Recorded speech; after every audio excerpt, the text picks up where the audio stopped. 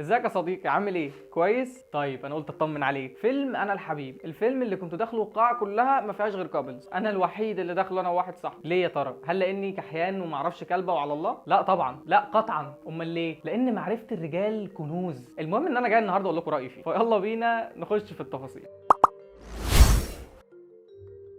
اولا الفيلم ده من بطوله كريم فهمي وياسمين رئيس وسوسن بدر وبيومي فؤاد ومحمد شرنوبي، وظهر برضو الفنان احمد حاتم والفنان القدير محسن محي الدين. خلينا اسرد لكم كده ايجابيات الفيلم سريعا. اكتر حاجه عجبتني في الفيلم كله هو التصوير اللي كان في دهب ونويبع وسينا، بجد كان حلو جدا. يا جماعه انا وقعت في حب سينا بعد الفيلم ده، شويه كادرات عظمه، حاجات كده على الرايق. تمثيل كريم فهمي برضو كان حلو جدا جدا وقدم اداء يعني يحترم قوي الصراحه. وبس كده، هي دي ايجابيات الفيلم بجد، ما عنديش اي حاجه تانية اقولها. طب تقول لي ادهم ايه ده بس كده؟ اقول لك ايوه بس كده، والله مفيش اي حاجه تانية. نخش بقى في قائمه السلبيات، واحتمال يبقى في حرق، فلو مش عايز حاجه تتحرق لك اقفل الفيديو من دلوقتي. اول حاجه لاحظتها وكانت هتسبب لي تخلف وانا بتفرج، هو ايه نوع التخلف اللي يخليني ابات يوم كامل في بلد مش بلدي مع شخص ما اعرفهوش عادي كده؟ بجد والله يعني حد يقنعني. يعني انا قابلت واحد في القطر وقعدنا اتكلمنا شويه، هل ده مبرر ان انزل انا وهو من القطر نروح النيل نركب مركب الساعه 5 الفجر؟ ده عادي؟ تاني حاجه بقى، ايه هي نوع العلاقه دي اللي بنبوس بعض فيها من تاني مره بنتقابل دي؟ يعني ده ايه ده؟ انا ما شفتش حاجه قبل كده في حياتي، ده ايه ده؟ انا كنت هتشل يا اخي، ده هوليوود تستحي تعملها. يعني ايه يعني ان انا اتعرف على بنت الاقيها جايه تبوسني من تاني مره اشوفها فيها؟ يعني ازاي يعني؟ ده الحب ولع في الذره. فالملخص بقى من كل ده ان الشخصيات علاقتها بتتطور ببعض بشكل مش مفهوم، بشكل مخليني مش قادر اتعاطف مع الشخصيات. نيجي لحاجه كمان ضايقتني جدا، هو ازاي كريم فهمي طالع فقير والكتب اللي بيكتبها مش جايبه همها وبتاع، وفي نفس الوقت عايش في نويبع ودهب وسينا والفيلم كله مقضينه هناك؟ يعني ازاي؟ بس معلش فهمني، اعقلوا الكلمه يا جماعه، ما تخلوش الواحد يطلع عن شعوره. نيجي بقى للفنانه ياسمين رئيس. العياط في التمثيل انواع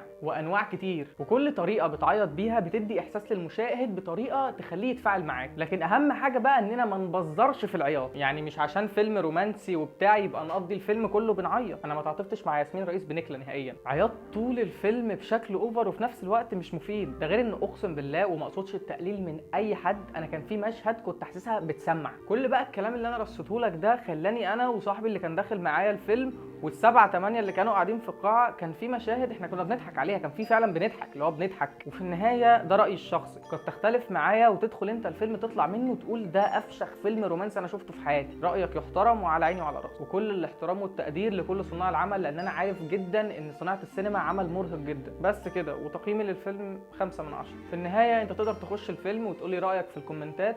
وبس كده، لو بتشوفنا من يوتيوب ما تنساش تعمل لايك وشير للفيديو وسبسكرايب للشانل، ولو بتشوفنا من فيسبوك ما تنساش تعمل لايك وشير للفيديو وتعمل لايك للفيديو. وبس كده، سلام.